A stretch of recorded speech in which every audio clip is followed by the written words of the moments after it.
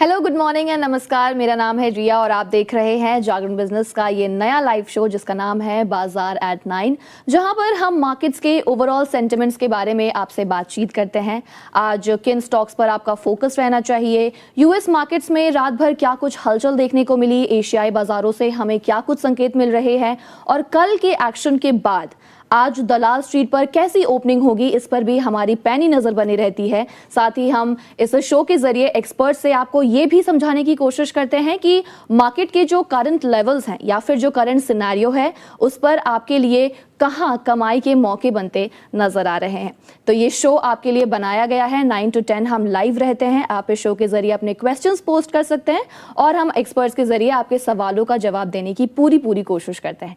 तो चलिए बातचीत का ये सिलसिला हम आगे बढ़ाएंगे और सबसे पहले रुक करेंगे इंटरनेशनल मार्केट्स की, ग्लोबल मार्केट्स की, और जानेंगे कि यूएस मार्केट्स में क्या कुछ हलचल होती नजर आई, एशियाई बाजारों से हमें क्या संकेत मिल रहे हैं और बाजार के लिए आज क्या कुछ अहम ट्रिगर्स हो सकते हैं जिनके दम पर आज हम बाजार की जो दिशा है वो तय कर पाएंगे। तो इस पर बातचीत करने के लिए डिटेल में हमारे साथ स्टूडियो में जुड़ गए हैं मेरे को एंकर चंद्रशेखर हमें डिटेल में यूएस और एशियन मार्केट्स के बारे में बताएंगे। Chandrashekhar, good morning Riya. Good morning. Good morning सभी दर्शकों को। रिया, आज फ्राइडे है, सप्ताह का आखिरी कारोबारी दिन है और आज मार्केट में एक अच्छी तेजी देखने को मिल सकती है, यानी शुक्रवार मंगलमय हो सकता है। उसकी सबसे बड़ी वजह है ग्लोबल मार्केट। चूंकि भारतीय मार्केट पिछले कुछ दिनों से लगातार चल रहे हैं, लेकिन ग्लोबल मार्केट से उन्हें वो सपोर्ट नहीं मिला, लेकिन आज ग्लोबल मार्केट से भी एक अच्छा सपोर्ट मिल रहा है। कल यूएस मार्केट्स में जो कुछ हुआ उससे बहुत ही पॉजिटिव सेंटिमेंट्स यहाँ पर उभर कर आए हैं और अभी भी डाउ फ्यूचर्स करीब 200 पॉइंट्स की तेजी के साथ कारोबार कर रहा है।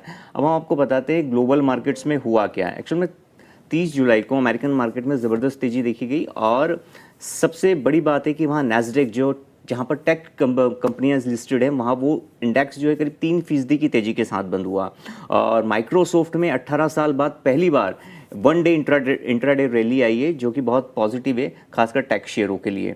इसके अलावा S&P करीब 1.5% की तेजी के साथ बंद हुआ और अभी भी डाउ फ्यूचर्स करीब 200 पॉइंट की तेजी के साथ कारोबार कर रहे हैं। तो यूएस मार्केट से बहुत अच्छे संकेत मिल रहे हैं।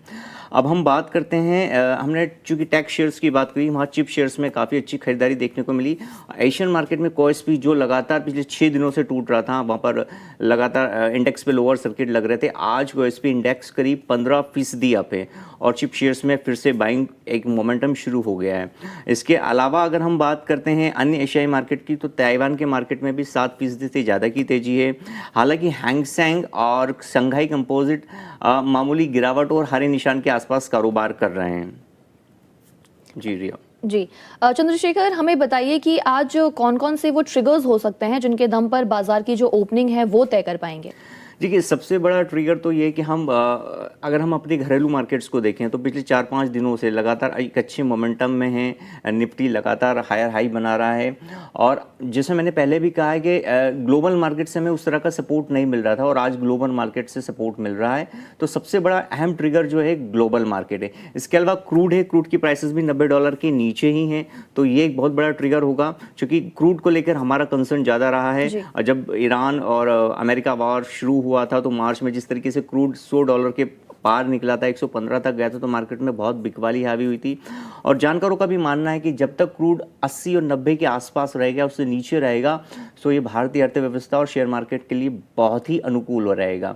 तो global markets, positive global markets और ग्लोबल मार्केट्स में जो रैली चल रही है, इसके अलावा क्रूड का डाउन होना, ये 2 बड़े अहम ट्रिगर हैं। इसके अलावा जो एक और अहम ट्रिगर है वो हमारे डोमेस्टिक फ्रंट पे, चूंकि अर्निंग सीजन चल रहा है, कई कंपनीज ने अपने रिजल्ट्स पोस्ट किए हैं, रिजल्ट्स काफ़ी इनलाइन आ रहे हैं और एक्सपेक्टेशन से बेहतर आ रहे हैं।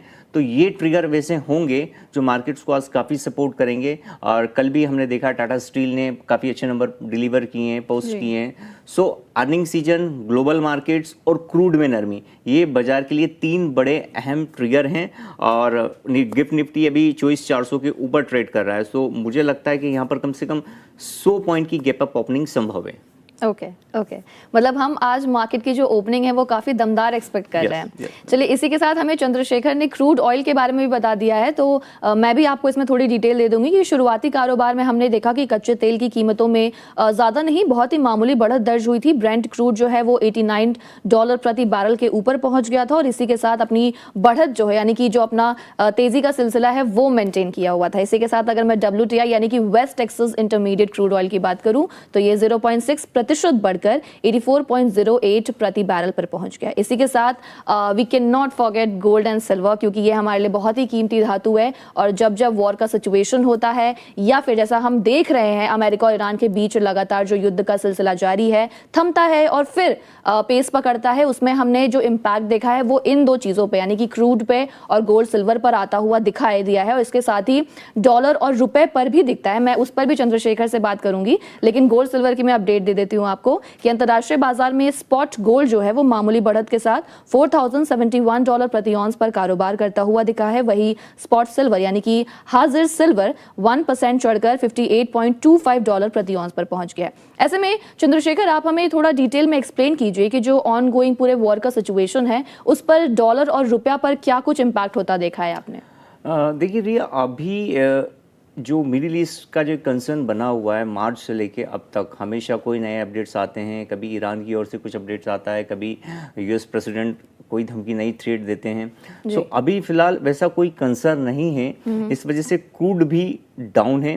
हालांकि डॉलर थोड़ा मजबूती के साथ ट्रेड कर रहा है। जो अगर डॉलर इंडेक्स बढ़ता है तो थोड़ा गोल्ड के लिए नेगेटिव होता है और बेस मेटल्स के लिए भी नेगेटिव होता है, लेकिन चूंकि क्रूड डाउन है और क्रूड हमारे लिए एक बड़ा कंसर्न है, तो क्रूड के डाउन होने से मार्केट के लिए अभी ऐसा कोई नेगेटिव इम्पैक्ट यहाँ देखने को नहीं मिल रहा है। हाँ, हालांकि डॉलर के मजबूत होने से थोड़ा सोना जो है नरमी के साथ कारोबार कर रहा है। ओके, चलिए हम एक बार अपने अगले सेगमेंट की तरफ भी रुक करेंगे, जो है कि स्टॉक्स इन फोकस, जिस पे हम बातचीत करते हैं कि कौन से स्टॉक्स है जिन पर आज आपका फोकस रह सकता है, साथ ही किन कंपनियों के तिमाही नतीजे आएंगे ताकि वो आपको पहले से ही पता चल जाए और उसके बेसिस पर आप अपनी इन्वेस्टमेंट स्ट्रैटेजी जो है वो तैयार कर ले। तो फटाफट मैं 5-6 स्टॉक्स को पिक करूंगी और आपको बताऊंगी कि कौन से स्टॉक्स पर आपकी आज नजर रहनी चाहिए। पहला जो स्टॉक है वो है टाटा स्टील। टाटा स्टील जो है वो स्टील सेक्टर की काफी दिग्गज कंपनी मानी जाती है और जून तिमाही के नतीजे आए जिसमें कि कंसोलिडेटेड नेट प्रॉफिट 11.6% बढ़कर 2318 करोड़ रुपए रहा और ये जो नतीजा रहा ये बाजार के जो एस्टिमेट से उससे थोड़ा कम ही रहा। हालांकि रेवेन्यू में काफी बढ़ोतरी देखी गई, 14.3% बढ़कर 60,794 करोड़ रुपए पर पहुंच गया और रेवेन्यू का जो एस्टिमेट था उस पे जो कंपनी है वो बखूबी खड़ी उतर पाई है। इसके अलावा LIC हाउसिंग फाइनेंस की बात कर लेते हैं। जून तिमाही में जो नेट प्रॉफिट है वो 9.9% बढ़कर 1,419 करोड़ रुपए पर पहुंच गया। हालांकि कमाई का जो मुख्य सोर्स है यानी कि जो हम नेट इंटरेस्ट इनकम अगर देखें NII को देखें तो वो सिर्फ और सिर्फ मामूली बढ़त के साथ 0.6% बढ़कर 2,087 करोड़ रुपए पर पहुंच गया। इसी के साथ अगला जो स्टॉक पिक करूंगी वो है थर्मैक्स, इंजीनियरिंग कंपनी है। जून तिमाही के नतीजे आए हैं, कंसोलिडेटेड नेट प्रॉफिट जो है वो 83.4% तक गिर गया। हालांकि इसी दौरान रेवेन्यू में हमने बढ़ोतरी देखी, बावजूद इसके प्रॉफिटेबिलिटी पर भी एक दबाव देखा गया जिससे कि मुनाफे में बड़ी गिरावट दर्ज हुई। तो ओवरऑल नतीजे जो थे वो काफी निराशाजनक ही रहे। इसके अलावा जो अगला स्टॉक लूंगी वो लूंगी JBM ऑटो का। ऑटोमोबाइल और इलेक्ट्रिक व्हीकल सेक्टर की कंपनी है। नेट प्रॉफिट जो है वो 14.7% तक बढ़ा है और अच्छी खासी ग्रोथ भी देखने को मिली है इस कंपनी को। इसी के साथ अब स्टूडियो में मैं अपने गेस्ट को भी आमंत्रित करना चाहूंगी। हमारे साथ जुड़ गए हैं Varun Joshi, founder Nirvens research, Nirvens dot com. Varun sir, एक बार फिर से बहुत बहुत स्वागत है आपका जागरण बिजनेस पर। जी नमस्कार रिया जी, हमारे सभी व्यूअर्स को और हमारे टीम को very good morning. Good morning sir. चलिए सबसे पहले तो सर हमें बताइए कि मार्केट्स कैसा खुलता देख रहे हैं आप और निफ्टी और बैंक निफ्टी के लिए क्या आउटलुक बनता है आपका? जी देखिए रिया जी, मार्केट अगर आप देखेंगे तो वेरी इंटरेस्टिंग जंक्चर पर खड़ा है। देखिए मार्केट में कल के सेशन में आप देखेंगे तो एक गिफ्ट निफ्टी का संकेत था, जो गैप डाउन ओपन हुआ था करीबन 60-80 पॉइंट्स के अराउंड, वहां से काफी अच्छी रिकवरी मिली और सेकंड हाफ के अंदर मार्केट के अंदर एक शार्प स्पॉट हमने देखने को मिला था और करीबन 24,250 से 300 का जो जोन है उसके ऊपर मार्केट ने यहाँ पर क्लोजिंग दिया था, तो which is a positive sign. अब आप देखेंगे तो आज के क्षेत्र में भी मार्केट करीबन प्री ओपन में आप देखेंगे तो 44 पॉइंट्स अप है 23,350 के ऊपर जो रिसेंट हाइस थे, जो प्राइवेट बैंक्स के अर्निंग्स आए थे उसके बाद के जो हाइस है उसी के जोन में यहाँ पर खुल रहा है। अब आप देखेंगे तो निफ्टी डेली का अगर आप चार्ट देखेंगे तो करीबन 24,500 450 से लेके 500 में एक रेजिस्टेंस जोन है। अगर आज के सत्र में वीकली क्लोजिंग और डेली क्लोजिंग हमें उसके ऊपर मिल रही है तो एक ब्रेकआउट माना जाएगा और यहाँ से फिर निफ्टी में एक अच्छी रैली हो सकती है और 24,000 से लेके 24,250 एक अच्छा बेस होगा और मार्केट को लिए अगर आगे चलना है तो करीबन 24,850 और 25,000 दो टारगेट बन सकते हैं। कल के सेशन में रिया जी हमने बताया था कि जो ग्लोबल मार्केट्स में एआई रिलेटेड स्टॉक्स है या फिर चिप रिलेटेड स्टॉक्स में काफी बड़ी सेलिंग आई थी और कॉस्पी का मार्केट आप देखें तो करीबन 40% से अराउंड डाउन था, वहां पर एक डेड कैट बाउंस आ सकता है। तो आज के सेशन में आप देखें तो करीबन 14% अप है। रिया जी मैं इंडाइसिस की बात कर रहा हूँ, 14% अप है इंडाइसिस। स्मॉल या मिड कैप की बात नहीं है तो देखिए वहां पर काफी बड़ी वॉलेटिलिटी है और हो सकता है कि जो एक रिवर्स ट्रेड हुआ था सेमीकंडक्टर और चिप्स रिलेटेड स्टॉक्स के अंदर और हमारे जो सॉफ्टवेयर शेयर्स चल रहे थे, आज में थोड़ी प्रॉफिट बुकिंग हमें देख सकती है। कल के सेशन में भी हमने बात किया था करीबन 1 o'clock के अराउंड जो टेक रिलेटेड स्टॉक्स है वहां पर थोड़ा सा प्रॉफिट बुक कर सकते हैं। आज के सेशन में भी आप देखेंगे थोड़ा सा हल्का सा प्रॉफिट बुकिंग आ सकता है, but that would be a buying opportunity. एक हायर बेस फॉर्म करके फिर रिवर्सल आता है तो निफ्टी आईटी में भी अच्छी अपॉर्चुनिटी मिल सकती है और निफ्टी बैंक में भी आप देखेंगे तो करीबन 57,250 से लेके 500 का एक जोन है, वहां पर एक रेजिस्टेंस आ सकता है, बट अगर क्रॉस करने में हमें सफलता मिलती है तो करीबन 58,350 तक के दरवाजे भी खुल सकते हैं निफ्टी बैंक के अंदर। तो एक मार्केट का जो ओवरऑल जंक्चर है या पोजीशनिंग है काफी बढ़िया लग रही है। ओके अब जिस तरह आपने हमें चिप शेयरों के बारे में बताया है, एक बार मैं फिर से चंद्रशेखर की तरफ रुख करना चाहूँगी और चंद्रशेखर से पूछना चाहूँगी कि कल जो मार्केट की ओपनिंग हुई थी उसके बारे में थोड़ा क्लोजिंग हुई थी उसके बारे में हमें थोड़ा डिटेल्स में बता दीजिए कि किस तरीके की क्लोजिंग हुई थी और कौन से वो स्टॉक्स थे या कौन से वो सेक्टर्स थे जिन्होंने कल अच्छा कारोबार किया था या फिर टॉप गेनर्स की लिस्ट में शामिल थे और टॉप लूजर्स की लिस्ट में कौन कौन से स्टॉक शामिल थे। रिया कल मार्केट करीब 24,300 के ऊपर ही बंद हुआ है। इसके अलावा अगर आप बात करें तो आईटी में कल जब मार्केट ओपन हुआ था आईटी में एक मोमेंटम बाइंग लगातार हमें देखने को मिल रही थी। हालांकि इसके बाद एक प्रॉफिट बुकिंग सेकंड हाफ में दिखी और उसके बाद में ऑटो शेयर्स में एक अच्छा मोमेंटम बाइंग आई। ऑटो और कंज्यूमर ड्यूरेबल्स शेयर्स जो हैं, वाइट गुड्स शेयर्स हैं, वहाँ पर अच्छी बाइंग देखने को मिली और मुझे लगता है कि आज भी यहाँ पर मोमेंटम बाइंग जारी रह सकती है। हालांकि जैसे अभी हमारे गेस्ट ने हमें बताया है कि चूंकि चिप शेयर्स में खरीदारी हो रही है तो इस वजह से हो सकता है कि आईटी शेयर्स में आज या तो फ्लैट कारोबार करें या यहाँ पर मुनाफा वसूली देखने को मिल सकती है। ओके इसी के साथ मैं आपको ये भी बता दूं कि किन कंपनियों के तिमाही नतीजे आने वाले, क्योंकि उस पर भी आपकी पैनी नज़र बनी रहनी चाहिए, वो फोकस में होने चाहिए। तो देखिए कि अलग अलग सेक्टर्स जो हैं वो अपने तिमाही नतीजे जारी करेंगी। इनमें Aadhaar Housing Finance, Aarti Drugs, Aditya Birla Capital, ABB India, Bajaj Holdings and Investment, Concord Biotech, Corona Remedies, Dixon Technologies India और गेल इंडिया समेत कई कंपनियां इस लिस्ट में शामिल हैं जो अपने तिमाही नतीजे जारी कर सकती है। इसके अलावा कुछ और ऐसे स्टॉक्स को देख लेते हैं जिन पर आपका फोकस रहना चाहिए। इनमें रेलटेल कॉर्पोरेशन ऑफ इंडिया भी शामिल है, इसलिए क्योंकि इन्होंने भी तिमाही नतीजे जारी किए हैं जिसमें जो नेट प्रॉफिट है वो 66 करोड़ रुपए पर स्टेबल रहा है। हालांकि रेवेन्यू और ऑपरेटिंग प्रॉफिट में थोड़ी बढ़त दर्ज की गई है। इसके अलावा स्विगी भी आपकी रडार पर रह सकता है क्योंकि जो ये ऑनलाइन फूड डिलीवरी कंपनी है जिन्होंने काफ़ी पॉपुलैरिटी हासिल कर ली है, इनका भी जून तिमाही में जो घाटा है वो घटकर 791 करोड़ रुपए पर पहुंच गया। और अगर हम पिछले साल के नतीजों से कंपैरिजन करें तो इसी तिमाही में जो कंपनी को 1197 करोड़ रुपए का घाटा हुआ था। इसी के साथ रेवेन्यू और ऑपरेटिंग जो है वो बाजार के एस्टिमेट्स के अकॉर्डिंग ही रहे। चंबल फर्टिलाइजर्स एंड केमिकल्स जो है वो हमारा अगला स्टॉक है। जून तिमाही में कंसोलिडेटेड नेट प्रॉफिट घटकर 4.6% की गिरावट के साथ 544 करोड़ रुपए पर पहुंच गया। हालांकि इसी दौरान कंपनी की जो ऑपरेटिंग प्रॉफिटेबिलिटी है हमने उसमें बेहद शानदार उछाल देखा, यानी कि सुधार देखने को मिला है। टोरेंट फार्मास्यूटिकल फार्मा की कंपनी है और जून तिमाही में जिनके नतीजे आए हैं वो बेहद शानदार रहे। कंपनी का जो नेट प्रॉफिट है वो 3.3% की बढ़ोतरी के साथ 566 करोड़ रुपए पर पहुंच गया। अगर हम रेवेन्यू की बात करें तो रेवेन्यू में भी उछाल ही दर्ज हुआ है। 54.8% उछलकर ये 4,921 करोड़ रुपए पर पहुंच गया और कंपनी को लगातार एक फायदा मिल रहा है, वो उनके घरेलू कारोबार से जुड़ा है और अमेरिकी बाजारों में भी जो फार्मा की कंपनीज हैं उनकी काफ़ी अच्छी मांग बढ़ रही है, तो उसका जो सीधा फायदा है वो टोरेंट फार्मास्यूटिकल्स को भी मिलता नजर आ रहा है। इसके अलावा एक और स्टॉक लूंगी क्योंकि 9:15 होने में सिर्फ और सिर्फ 1 मिनट का वक्त बाकी है, मार्केट्स खुल जाएंगे। तो उससे पहले जो एक आखिरी स्टॉक है वो है Rainbow Children's Medicare, health care की कंपनी है और जून तिमाही में जो नेट प्रॉफिट है वो 13.2% बढ़कर 60.57 करोड़ रुपए पर पहुंच गया है और इसी दौरान रेवेन्यू और ऑपरेटिंग प्रॉफिट में भी मजबूत बढ़ोतरी देखने को मिली है। इसी के साथ 9:15 हो चला है, एग्जैक्ट 9:15 हो गया है और मैं चंद्रशेखर की तरफ फिर से रुक करूंगी और उनसे पूछना चाहूंगी कि मार्केट की ओपनिंग कैसी हुई है। देखिए रिया, मार्केट जैसा हम एक्सपेक्ट कर रहे थे कि 50 पॉइंट की गैप अप ओपनिंग होगी, ठीक वैसे ही हुई। जो गिफ्ट निफ्टी जो इशारा कर रहा था, तो मार्केट जो है अभी फिलहाल 24,346 के आसपास कारोबार कर रहा है। 30 पॉइंट्स की यहाँ पर तेजी है। लेकिन खास बात है कि कल बैंक निफ्टी जो दबाव के साथ कारोबार कर रहा था, आज यहाँ पर 220 पॉइंट की तेजी के साथ ट्रेड कर रहा है। तो निफ्टी के कंपैरिजन में बैंक निफ्टी में यहाँ अच्छी खरीदारी देखने को मिल रही है। अब हम थोड़ा सेक्टर्स पे रुक कर लेते हैं। तो आज फाइनेंशियल सर्विसेज, जैसे मैंने बताया कि बैंक निफ्टी तेजी के साथ ट्रेड कर रहा है, तो फाइनेंशियल सर्विस में अच्छी बाइंग देखने को मिल रही है। इंडेक्स करीब 1% के आसपास की तेजी दिखा रहा है। इसके अलावा India defence, Nifty India defence, PSU banks में, सरकारी बैंक शेयरों में अच्छी खरीदारी देखने को मिल रही है। मेटल में भी हल्की खरीदारी देखने को मिल रही है। और अब हम बात कर लेते हैं निफ्टी के हीट मैप की। तो हम सबसे पहले निफ्टी का एडवांस डिक्लाइन रेशियो देखें, तो निफ्टी का एडवांस डिक्लाइन रेशियो हमसे कह रहा है कि यहाँ पर 40 शेयरों में खरीदारी है, जबकि 10 में बिक वाली हावी है।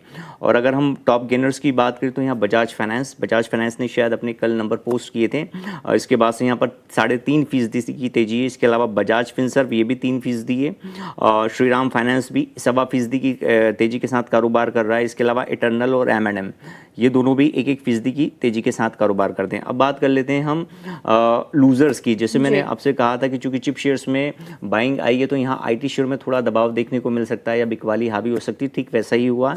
इन्फोसिस आज करीब 3.5% डाउन है। इसके अलावा HCL टेक 3.5% डाउन, TCS भी 3% डाउन है। टेक महिंद्रा करीब 2.3%, विप्रो में भी 2.25% की गिरावट है। यानी आज IT शेयरों में मुनाफा वसूली हावी हो गई है।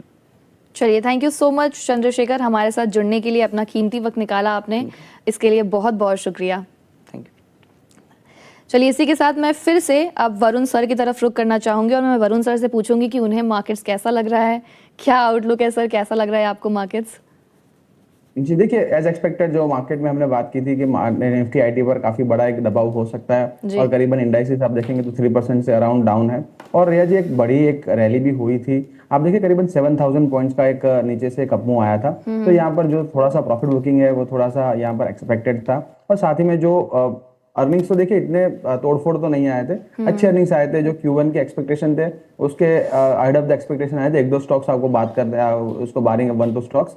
और दूसरे आप देखेंगे तो जो ग्लोबली जो एक रैली बनी थी AI शेयरों में, वहां पर एक बड़ी बिकवाली आई। तो मार्केट एक्सपेक्ट कर रहा था वहां से जो पैसा है निकल के इंडियन मार्केट में आएगा। बट अभी का जो टेक्सचर है वो इतना फास्ट हो रहा है रिया जी, हम भी बता रहे थे IT स्टॉक्स में बाय करने के लिए। बट 2-3 महीने का व्यू था, बट एक ही महीने में 20% के अराउंड का गेन मिल जाना, तो बट ऑब्वियसली आपके पास अच्छे मुनाफे बन रहे हैं, तो यहाँ पर एक बार बुक करके चल सकते हैं। लोअर लेवल्स पे अगर क्रिएट होते हैं चांसेस तो फिर से रिविजिट कर सकते हैं। वैसे आप देखेंगे तो निफ्टी बैंक भी आप देखेंगे तो 57,500 के जोन से यहाँ पर एक रिएक्शन ले रहा है। निफ्टी अपने रेजिस्टेंस जोन में है और निफ्टी IT का जो एक सपोर्ट था अभी तक निफ्टी 50 के अंदर, वो आज नहीं है। तो आज का जंक्शन देखना पड़ेगा और अगर थोड़ी सेलिंग प्रेशर आती है तो 24,200-150 तक मार्केट जा सकता है। But that would be opportunity और बाय ऑन डिप और सिलेक्टिव स्टॉक्स में ही काम करिए जहां अर्निंग्स विजिबिलिटी है, अर्निंग्स अच्छे डिलीवर होते हैं और मैनेजमेंट कॉन्फिडेंट है आगे आने वाले क्वार्टर्स के लिए।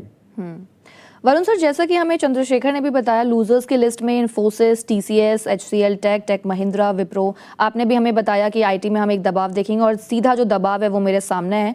इन्फोसिस सबसे ज़्यादा गिरावट का शिकार हुआ है, 3.65% डाउन है। TCS 3.59% डाउन है। HCL Tech 3.48। मतलब अगर मैं स्टार्टिंग से ही 5 स्टॉक्स को पिक करूँ लूजर्स की लिस्ट में, तो स्टार्टिंग के 5 जो हैं वो IT स्टॉक्स ही हैं। ऐसे में अब IT स्टॉक्स में इन्वेस्टर्स को क्या करना चाहिए? क्या उनको अपनी स्ट्रैटेजी जो पैटर्न है वो चेंज करना चाहिए? इस पे क्या आप सलाह देना चाहेंगे? एब्सोल्युटली। देखिए रिया जी, मार्केट में टेक्सचर आप देखिए, निफ्टी IT करीबन 40% से अराउंड डाउन था। वहां पर आपको एक अच्छा मूव मिल रहा है, तो एक बढ़िया है। बट जो ओवरऑल ट्रेंड है अभी डाउन ट्रेंड है। और जो चिंताएं थी, आशंकाएं थी कि जो सॉफ्टवेयर कंपनी है उनके जो बिजनेसेस है वहां पर हिट होंगे, तो अभी वो आशंकाएं अभी गई नहीं है। कोफोर्ज खाली आप देख लीजिए, कोफोर्ज के अच्छे अर्निंग्स थे, वहां पर आप जी। पूरा एआई की तरफ कोफोर्ज जा रहा है, तो वहां पर आप देखेंगे तो लेस इम्पैक्टेड स्टॉक होगा। और रन अप हो चुका था तो थोड़ा प्रॉफिट बुकिंग है। बट बाकी सारी कंपनीज जो उनका अभी भी लार्जली जो रेवेन्यू है वो सॉफ्टवेयर मॉडल से ही आ रहा है। तो यहाँ पर ऐसा कोई नहीं है कि बड़ा कोई उनके बिजनेस मॉडल में चेंज आ गया हो।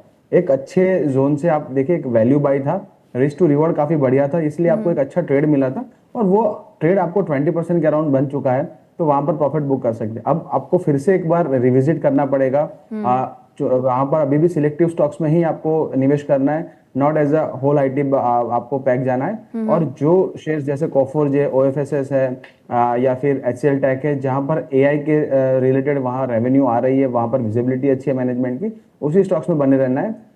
नहीं तो फिर से आप देखेंगे तो थोड़ा सा ऐसा नहीं होगा कि अब जो सेल ऑफ देखने को मिला था निफ्टी आईटी में वैसा सेल ऑफ फिर से आएगा। बट एक कंसोलिडेशन और एक टाइम वाइज करेक्शन काफी लंबा चल सकता है। ओके अब जैसा मैं सेक्टोरल इंडाइसेस पे देखूं तो एफएमसीजी, आईटी और मीडिया ही ऐसे 3 सेक्टर्स हैं जो आज गिरे हुए नज़र आ रहे हैं। इसके अलावा auto, metals, pharma, PSU bank, private bank, realty, health care indices, ये सारे ऐसे सेक्टर्स हैं जो आज काफ़ी तेज़ी के साथ हमें नज़र आ रहे हैं। मतलब ओवरऑल ठीक ठाक कारोबारी होता हुआ नज़र आ रहा है। अब मैं एक और स्टॉक को पिक करूँगी जो कि है निफ्टी मीडिया का, और इससे रिलेटेड सवाल भी हमारे पास आया, जी एंटरप्राइजेस को लेकर आया हुआ है। जी एंटरप्राइजेस पर सर क्या कहना है आपका? जी देखिए, जी इंटरप्राइज की अगर बात करें तो स्टॉक है अगेन एक लगातार डाउन ट्रेंडिंग स्टॉक था। बट यहाँ पर एक बेस बिल्डिंग हो रहा है मंथली, वीकली और डेली चार्ट्स पर। डेली चार्ट्स पर इनफैक्ट आप देखेंगे तो जो फीफा से उनका एक करार हुआ था और यहाँ पर काफी अच्छी रेवेन्यू आई थी, उसके बाद एक अच्छा बेस बिल्डिंग हुआ है। और अपने 200 SMA के बाद काफी दिनों के बाद यहाँ पर एक रिवर्सल पैटर्न है। अगर पोजिशनिंग आपको क्रिएट करनी तो भी नहीं कर सकते, आपके पास ऑलरेडी भी है, तो आपको एक 95 रुपीज का एक स्टॉप लॉस मेंटेन करना चाहिए। 95 के नीचे जाएगा तो फिर जो एक बेस बना है या फिर यहाँ रिवर्सल की कोशिश हो रही है वो सारी यहाँ पर आपकी फेल्ड हो जाएगी। और यहाँ पर जो 95 का बेस होल्ड करके रखता है स्टॉक, तो करीबन 120 और यहाँ पर 158 2 टारगेट बन सकते हैं। अच्छे पैटर्न्स दिख रहे हैं। आपके जो बिल्कुल शॉर्ट टर्म व्यू है तो 101 का स्टॉप लॉस मेंटेन करिए। थोड़ा सा लंबी अवधि का नजरिया तो 95 का स्टॉप लॉस मेंटेन करके क्लोजिंग बेसिस पर आप अपने पोर्टफोलियो में शामिल कर सकते हैं।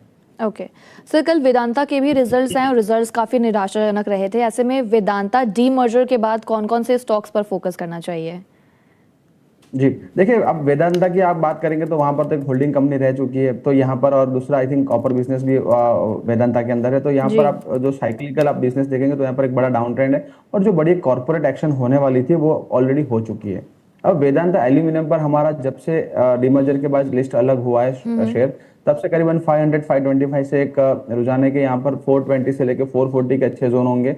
वहां पर आप बिल्कुल एक अपने पोर्टफोलियो में लॉन्गर टर्म पर्सपेक्टिव के लिए होल्ड कर सकते हैं। और दूसरा वेदांता पावर, वहां पर भी आप 28 से लेकर 30 रुपीज का अगर जोन मिलता है वहां पर भी आप लॉन्गर टर्म के लिए एक्यूमुलेट कर सकते हैं। ये 2 स्टॉक्स पर हमारी एक राय रहेगी फॉर अ लॉन्गर टर्म, क्योंकि देखिए पूरा जो कॉर्पोरेट इवेंट था वो ऑलरेडी ओवर हो चुका है और यहाँ पर कंपनी अपनी अलग तरीके से अब एस्टेब्लिशमेंट कैसे करती है, उनके अर्निंग्स कैसे आते हैं, वहां पर क्या एडजस्टमेंट होना है, डेब्ट रिस्ट्रक्चरिंग कैसे होता है, वो सारे एक माहौल हमें 1-2 क्वार्टर्स के अंदर पता चल जाएंगे। बट जो ये जो स्टॉक्स है वहां पर एक सेक्टर डेवलपमेंट भी रहेगा आने वाले दिनों में, और लंबी अवधि के लिए भी ये बिजनेस मॉडल्स जो है वो यहाँ पर आपको जो रेवेन्यू है काफी अच्छी तरह से जनरेट करते दिखेंगे। तो इसी 2 स्टॉक्स के अंदर हमारा रुझान है और यहाँ पर आप बिल्कुल लोअर लेवल्स पे खरीदारी कर सकते हैं। जी सर, कल खबर ये भी आई थी कि वेदांता ग्रुप की एक और कंपनी जो है वो शेयर बाजार में लिस्ट होने वाली है और ये जो उनका कारोबार होने वाला है वो रियल एस्टेट कंपनी से जुड़ा होगा। खबर ये आई कि वेदांता लिमिटेड अपने सरप्लस रियल एस्टेट एसेट्स को अलग करके वेदांता प्रॉपर्टी प्लेटफॉर्म्स लिमिटेड यानी कि VPPL के नाम से एक अलग कंपनी बनाने वाली है। स्टॉक फाइलिंग एक्सचेंज में उन्होंने ये इन्फॉर्मेशन दिया है। ऐसे में इस डीमर्जर जो एक और अलग कंपनी बनेगी उसका पूरे ग्रुप पर क्या इम्पैक्ट हो सकता है, फ्यूचर पे क्या इम्पैक्ट हो सकता है वेदांता के, और ये स्टॉक आपको मतलब कैसा लगेगा? मतलब जब ऐसा लिस्टिंग होती है तो आप क्या उम्मीद कर सकते हैं, बाजार क्या एक्सपेक्ट कर सकते हैं? जी बिल्कुल देखिए, एक डीमर्जर की बड़ी स्टोरी थी और यहाँ पर जो बिजनेसेस जो लॉन्ग टर्म जो जनरेशन वेल्थ जनरेशन वाले बिजनेसेस तो ऑलरेडी लिस्ट हो चुके हैं। रियल एस्टेट की आप अगर बात करेंगे तो ऑलरेडी जो लिस्टेड प्लेयर्स है वहां पर काफी अच्छी वैल्यू है। अगर आप DLF देखेंगे तो काफी अच्छी वैल्यूएशन पर अभी भी मिल रहा है, बट वहां पर भी आप देखेंगे तो जो एनर्जी प्राइसेस हाई है, और उसके हिसाब से जो सेंट्रल बैंकिंग का जो स्टांस है वो कैसा रहेगा। अगर फेड का भी आपने देखा कल के सेशन में, तो उन्होंने जो भी हॉकिश जो व्यू रखा था उन्हें, जो इन्फ्लेशन पर उनका कॉन्सेंट्रेशन है, एनर्जी प्राइसेस लगातार अगर हाई पर रहे तो यहाँ पर जो सेंट्रल बैंक है उनको इंटरवेन करना पड़ेगा और यहाँ पर रेट हाइक के भी चांसेस हो सकते हैं आने वाले दिनों में। हाल फिलहाल कोई खतरा नहीं है, बट अगर इन्फ्लेशन कंट्रोल में नहीं रहता तो यहाँ पर वो हाइक कर सकते हैं और सीधा जो इफेक्ट है वो रियल एस्टेट सेक्टर पर हो सकता है। तो इतना बड़ा वैल्यू अनलॉक तो नहीं होगा। देखिए अच्छा वैल्यू अनलॉक तो जो एल्यूमिनियम शेयर्स है या एल्यूमिनियम बिजनेस था या फिर आप देखेंगे पावर बिजनेस था, वहां पर एक अच्छे वैल्यूएशन के साथ यहाँ पर आपको अलग से लिस्ट, डीमर्जर से अलग लिस्ट हुए शेयर्स मिल रहे हैं। बट जो प्रॉपर्टी शेयर्स है ऑलरेडी हमारे पास लिस्टेड मार्केट में ही काफी अच्छी यहाँ पर अपॉर्चुनिटी अवेलेबल है, तो यहाँ पर इतना मार्केट कोई बड़ा वैल्यू यहाँ पर नहीं देगा। ओके ओके सर, अब मैं 3 स्टॉक्स को पिक करूंगी जिनके तिमाही नतीजे हैं, जिस पे मैंने बातचीत भी की। Tata steel, LIC housing finance और मझगांव डॉक शिप बिल्डर्स। इन 3 स्टॉक्स पर नतीजों के बाद क्या करना चाहिए? जी देखिए, टाटा स्टील पर तो हमारी खरीदारी की सलाह रहेगी। देखिए टाटा स्टील में आप देखेंगे तो Q4 के जो अर्निंग्स आए थे लास्ट क्वार्टर में, वहां पर भी काफी बढ़िया अर्निंग्स थे, बट उसके बाद आप मेटल साइकिल थोड़ा रिवर्स हुआ है और जो डॉलर इंडाइसेस आप देखेंगे, डॉलर इंडेक्स में करीबन 102 के आसपास के जोन बने थे। उसके बाद मेटल का एक रिवर्स ट्रेड हुआ था और यहाँ पर जो सारे मेटल स्टॉक्स में एक प्रॉफिट बुकिंग आई थी, एक अच्छे वैल्यूएशन जोन पर, और टेक्निकली और आप फंडामेंटली भी देखेंगे तो अच्छे जोन में टाटा स्टील यहाँ पर मिल रहा है। 175 तक की गिरावट पॉसिबल है, वहां पर आप बिल्कुल आप एक स्टॉप लॉस मेंटेन कर सकते हैं 165 168 के जोन के अंदर। और यहाँ पर लॉन्गर टर्म पर्सपेक्टिव के लिए टाटा स्टील आप बिल्कुल आपके पोर्टफोलियो में ऐड कर सकते हैं। काफी मीनिंगफुल करेक्शन आई है और एक अप ट्रेंड में आपको एक अच्छी अपॉर्चुनिटी है आपके पोर्टफोलियो में ऐड करने की, और आपके पास ऑलरेडी है तो आप होल्ड कर सकते हैं। LIC हाउसिंग फाइनेंस अगेन आपको जैसे मैंने बताया energy prices interest rate related stock है, और यहाँ पर देखिए स्टॉक के अंदर कोई बड़ी मूवमेंट हमने काफी दिनों से देखी नहीं है। अभी भी 480 से लेके 560 के एक जोन में ही स्टॉक कारोबार कर रहा है, तो यहाँ पर अवॉइड की सलाह रहेगी। ओके और sir Mazagon Dock Ship Builders? जी यहाँ पर देखिए डिफेंस स्टॉक्स के अंदर, स्पेशली शिपिंग स्टॉक्स के अंदर आप देखेंगे तो यहाँ पर काफी सारी खबरें निकल के आ रही है, बट अभी भी स्टॉक एक साइडवेज जोन में लोअर लेवल्स पर आप देखेंगे तो करीबन 2300 2250 के अच्छे सपोर्ट से ऊपर की तरफ आप देखेंगे तो करीबन 2550 एक जोन में, तो 200 पॉइंट के बैंड में स्टॉक यहाँ पर कारोबार कर रहा है। अभी भी वीकली, मंथली या बड़ी टाइम फ्रेम पर मैं जैसे देख रहा हूँ तो यहाँ पर कोई रिवर्सल्स के पैटर्न्स नहीं है, बट लॉन्गर टर्म के लिए आप देखिए बिल्कुल एक अच्छे वैल्यूएशन पर है। और एक कल एक न्यूज भी चल रहा था यहाँ पर, अगर जो ये डील होती है सबमरीन वाली आई थिंक रशिया के साथ, तो एक बड़ा एक यहाँ पर एक अपमूव बन सकता है, बट हाल फिलहाल कोई रिवर्सल्स नहीं है। अगर स्टॉक में यहाँ पर ऊपरी स्तरों पर कारोबार होता है तो करीबन 2400 would be the first resistance, और उसके बाद 200 ऐसे में करीबन 2560 वहां पर भी एक रेजिस्टेंस है। तो यहाँ पर अगर शॉर्ट टर्म बेट्स लेनी है तो बिल्कुल एक आप ले सकते हैं, बट लंबी अवधि के लिए अभी भी थोड़ा वेट एंड वॉच करेंगे। ओके ओके सर, कल एक स्टॉक की मैं बात करूंगी, SML महिंद्रा। कल इस स्टॉक में 20% का अपर सर्किट लगा था, लेकिन अगर मैं आज देख रही हूं तो मामूली तेजी है, 0.76% की तेजी के साथ 5521 के लेवल्स पर नजर आ रहा है। तो इस स्टॉक में कल 12% की तेजी थी और लगातार दूसरा कारोबारी सेशन था जब इसमें तेजी का जो सिलसिला था वो मेंटेन था। ऐसे में ये स्टॉक आपको कैसा लगता है? क्या इस पे आपका खरीदारी का कोई फिलहाल पॉइंट ऑफ व्यू बनता नजर आ रहा है? जी ऐसी देखिए, एक कहावत है, ऊपर वाला देता है तब छप्पर फाड़ के देता है। तो यहाँ पर इसी स्टॉक के निवेशकों को देखिए 40% के गेन्स 2 ही दिन में मिल चुके हैं। और स्टॉक का अगर आप देखेंगे तो करीबन फरवरी 26 से लेके कल 2 दिन के सेशन से पहले स्टॉक एक रेंज में था और एक डाउन ट्रेंडिंग स्टॉक था। सडनली जो महिंद्रा ने अपना जो बिजनेस है वो अलग करने, उनको सेल करने का उन्होंने बोर्ड ने मंजूरी दे दी, और यहाँ पर एक बड़ी एक हमें अपमूव देखने को मिली है।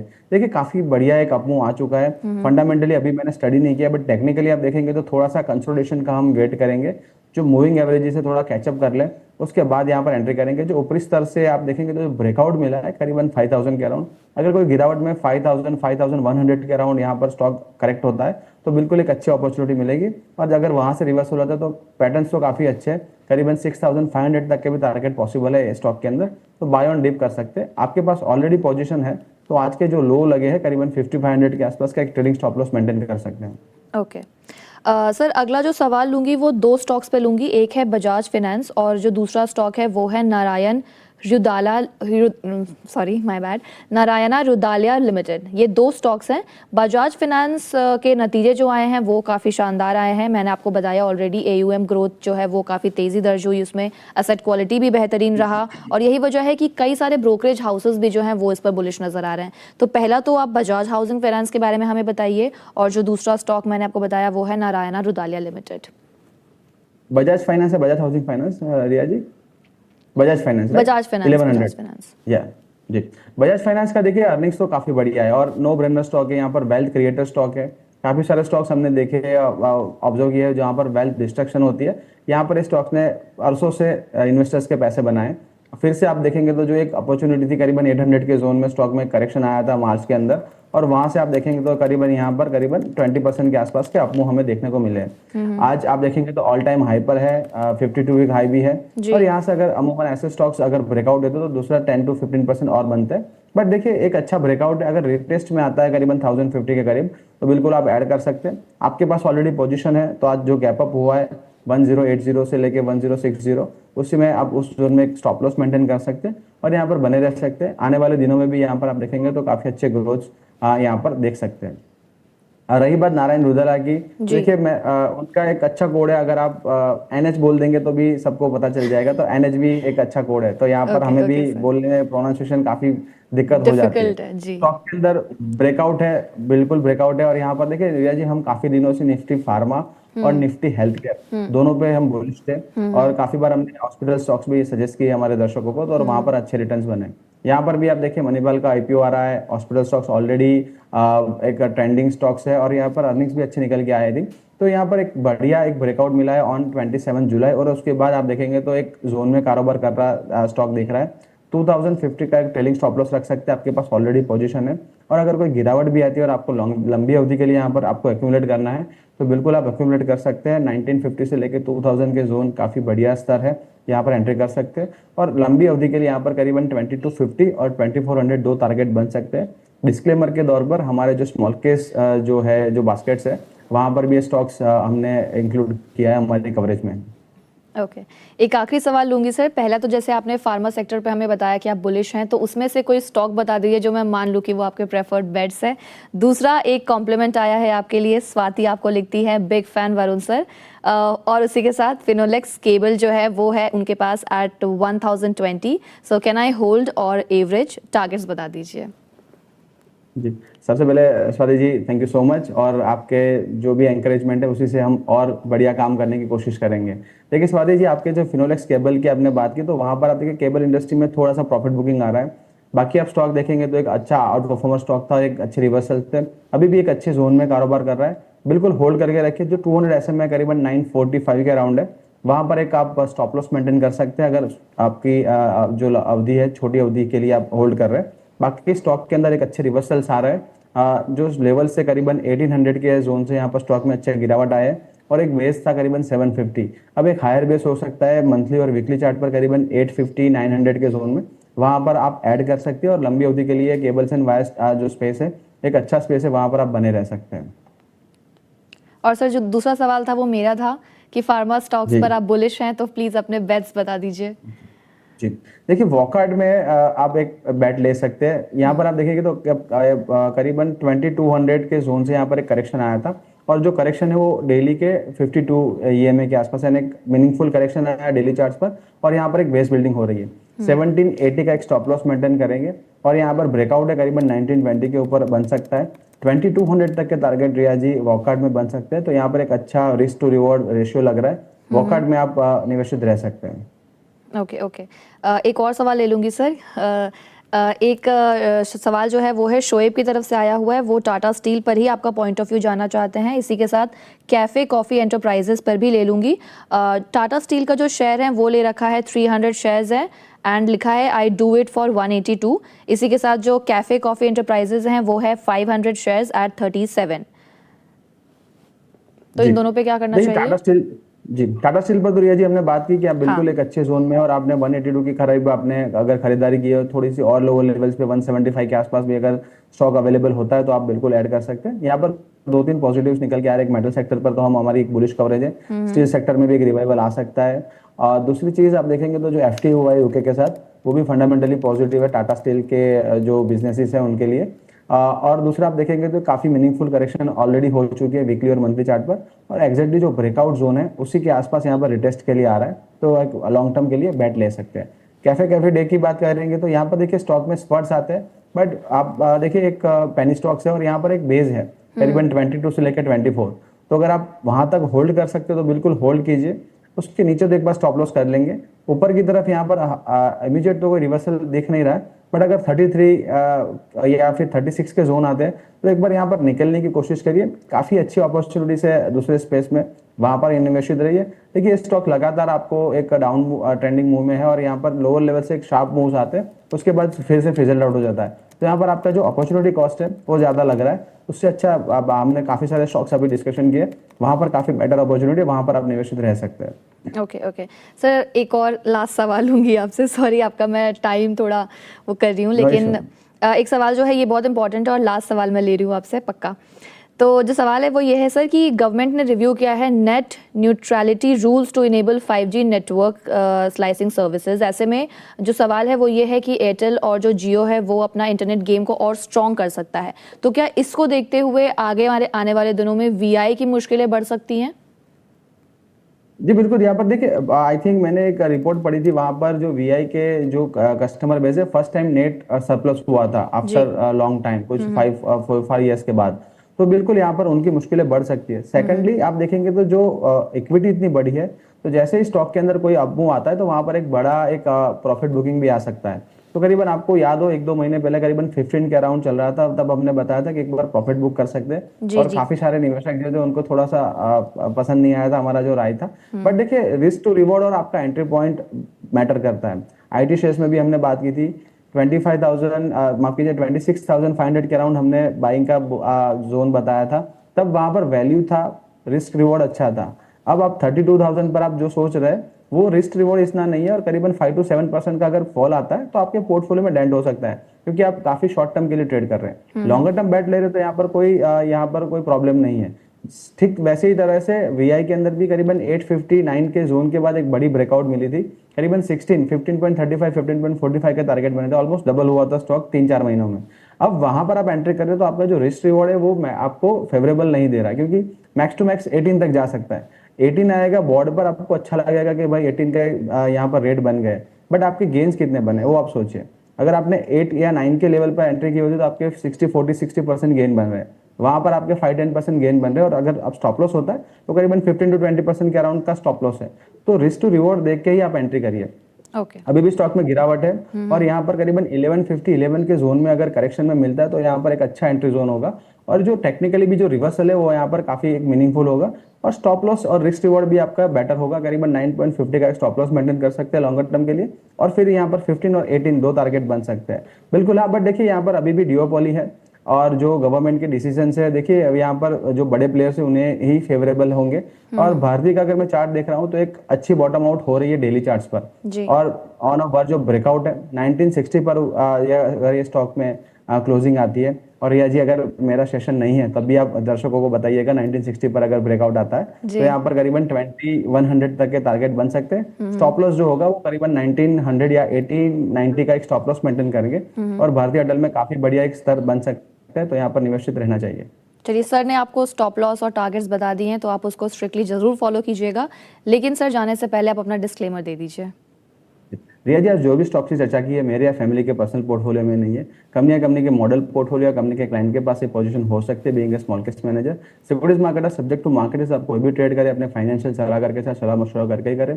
Past performance does not guarantee any future को ध्यान में रखें। शो में मदद करने के लिए खूब खूब धन्यवाद। Have a happy trading day and happy weekend. Thank you so much sir, and same to you. Thank you so much for